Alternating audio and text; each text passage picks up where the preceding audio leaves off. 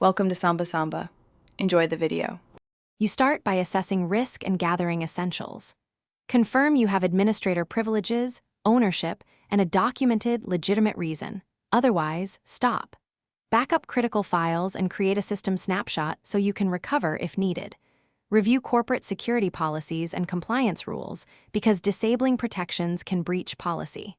Once done, log the change request and notify stakeholders. Make sure to have a rollback plan and vendor support contact ready before proceeding.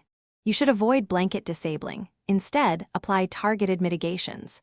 Use product-supported exclusions for a file, folder, or process so detection remains active elsewhere. If a temporary pause is necessary, use an official maintenance or pause feature and set a strict time limit. Keep detailed notes: which rule you changed, why, who authorized it, and when it must be reverted. Once complete, schedule verification, scans to confirm no residual risk, and notify your security team. You finish by immediately reversing any temporary adjustments and restoring full real-time protection, because prolonged disablement increases attack surface. Run a complete system scan, inspect logs, and confirm there are no lingering threats.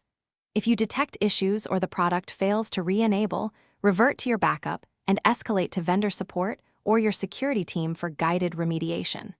One troubleshooting tip: if re-enabling fails, check policy inheritance and group management settings before retrying.